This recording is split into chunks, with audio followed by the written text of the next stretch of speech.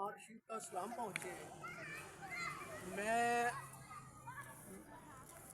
حال نو کے حوالے سے چند باتیں کرنا چاہتا ہوں۔ آپ ہمارے ملک کے جاری حالات سے تو واقف ہیں، تو ہمارے ملک میں کیونکہ پولیٹیکل سائنس سیاسیات پاکستان اسٹڈیز بھی پڑھاتا رہا ہوں، ایم اے ہوئی تھی اور بکس لکھی ہیں انٹرنیشنل پالیٹکس پہ، انٹرنیشنل ریلیشنز پہ، سیاست عالم پہ کالم لکھتا رہتا ہوں، محفل کر رہا ہوں۔ تو میں پبلک ریلیشن آفیسر بھی رہا ہوں مختلف یونیورسٹیز میں۔ تو میرے ذہن میں ایک خاکہ ہے کہ ہمارے ملک کے حالات کیسے سنور سکتے ہیں۔ ہمارے ملک میں 1947 کے بعد سے امریکہ نیٹو بلاک نے کچھ ایسی رسہ کشی شروع کی ہوئی ہے کہ ہمارے ملک میں جو بھی برسر اقتدار پارٹی آتی ہے، اگر وہ اس کے مطمع نظر کے خلاف کام کرے، ذرا بھی خلاف کام کرے، تو وہ اس کو ہٹانے کے درپے ہو جاتی ہے۔ حالانکہ ملک ہمارا ہے، ہم نے بڑی قربانیوں سے حاصل کیا ہے۔ یہ ہماری یونیورسٹی آف سرگودا میں، دیگر یونیورسٹیز میں، کئی جگہوں پہ پاکستان کے ایٹمی سائنسدان محسن پاکستان ڈاکٹر عبدالقدیر خان جسے بھٹو شہید لے کر آئے تھے ہالینڈ سے، انہوں نے ایٹمی طاقت بنایا پاکستان میں۔ پھر محترمہ بینظیر بھٹو نے ایٹمی میزائلوں سے اس کو مزید پیش رفت کی، رول بیک نہیں کیا کسی طاقت کو خوش کرنے کے لیے۔ تو اسی طرح پاکستان تحریک انصاف کے قائد عمران خان نے اپنے دور میں 3.5 سال کے دور میں پاکستان کو ترقی دینے کے لیے، مضبوط بنانے کے لیے انڈیپینڈنٹلی کام کیا، اور کوئی کسی ملک کے خلاف جارحانہ رویہ اختیار نہیں کیا۔ پولائٹنیس تھی ان کے ایٹیچیوڈ میں ٹوورڈ پولیٹکس، اور عوام جوک در جوک ان کے ساتھ تھے، کیونکہ پاکستان بہت زیادہ غربت کا شکار ہے۔ انہوں نے یہ نعرہ بھی لگایا تھا کہ بھارت کے عوام بہت زیادہ غربت کا شکار ہیں، اور پاکستان کے بھی دونوں ممالک کی حکومتوں کو یہ جو جارحانہ انداز ہے یہ چھوڑ دینا چاہیے اور پیسفل کو ایگزسٹنس کی طرف پیش رفت کرنی چاہیے۔ لیکن بدقسمتی سے ہمارا ہمسایہ ملک بھارت وہ جارحانہ رویہ شروع سے ہی اپنائے ہوئے ہے۔ آج 27 اگست 1947 کو آج کے دن بھارت نے مقبوضہ جموں کشمیر سری نگر پہ قبضہ کیا تھا۔ وہاں پہ ان کے لوگوں کو حق خود ارادے سے محروم کر دیا، کبھی ان پہ کوئی ستم کیا، کبھی کسی کو پھانسی دی انہوں نے، کبھی کسی کو مارا۔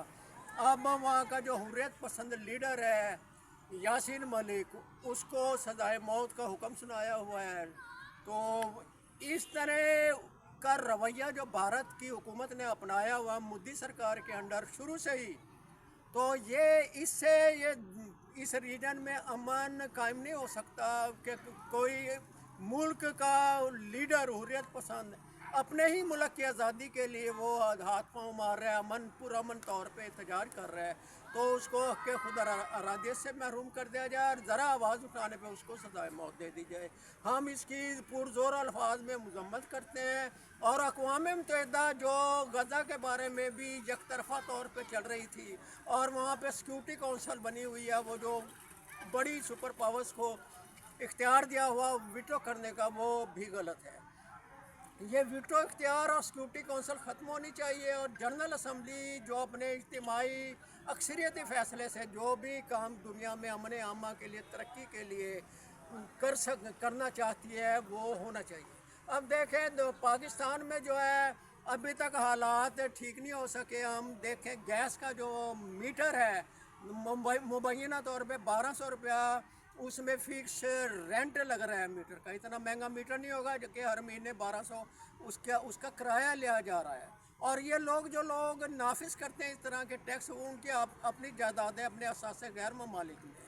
اور یہی رونا رو رہا تھا بیچارہ قیدی نمبر 804 اڈیالہ جیل میں، عوام کے لیے ایک دیانتدارانہ حکومت قائم کر رہا تھا، اس کو نہیں چلنے دیا امریکہ نے، نیٹو پاورز نے، ان کے ساتھیوں نے، اور ان سے ملا کر پاکستان پہ یہ جو حکومتیں مسلط کی جاتی ہیں اور چھینی جاتی ہیں، کائنڈلی یہ سلسلہ اب ختم ہونا چاہیے۔ پاکستان میں آپ دیکھیں دکانوں پہ چائلڈ لیبر کتنی ہو گئی ہے، تعلیمی اداروں میں، یونیورسٹیز میں، کالجز میں، سکولز میں طلبہ و طالبات کی تعداد بہت کم ہو گئی، 40% سے بھی کم تعداد ہمارے لیے لمحہ فکریہ ہے۔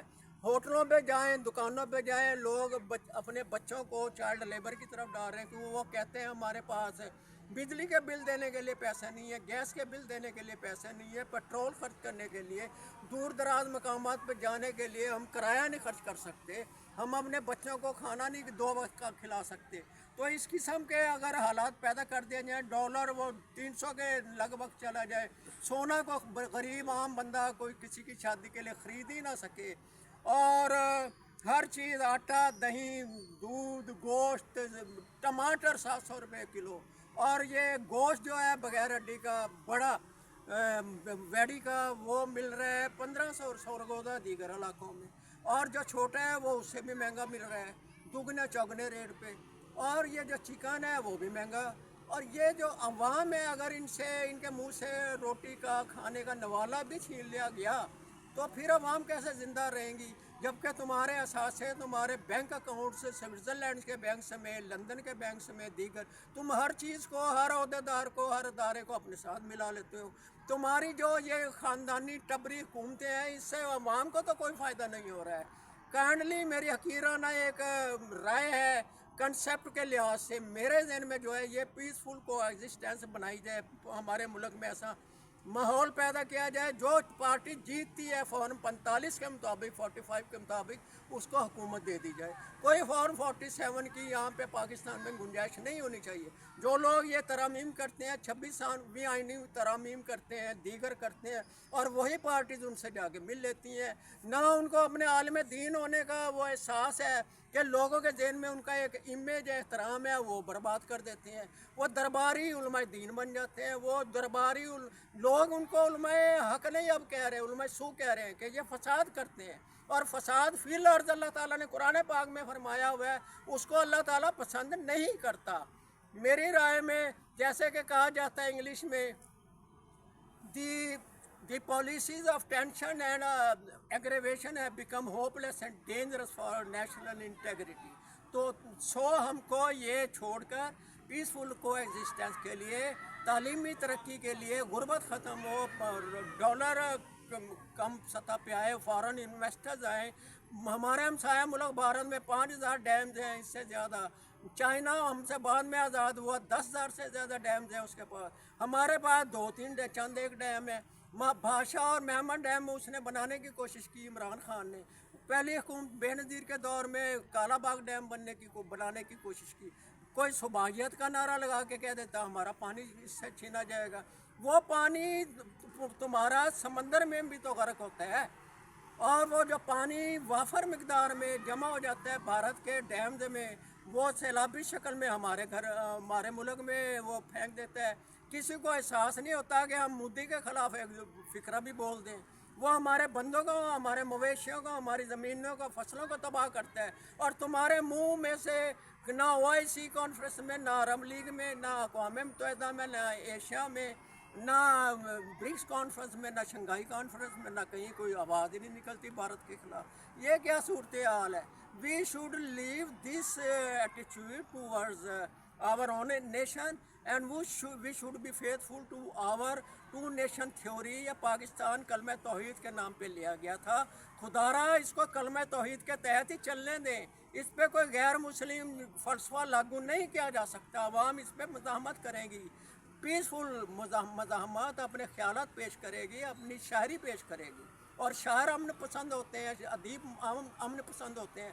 जो कलमे बेच देते हैं, अपनी कलम बेच कर, अपने ख्याल बेच कर, लोग किसी से प्लाट लिया, किसी से मरात ले ली, कोई नौकरी ले ली, वो जो जीश और दयानतदार एक राइटर शायर अदीब होता है, वो ऐसे नहीं करता। कोई आथर, कोई लखारी ऐसे नहीं करता। बहुत शुक्रिया। सलामत।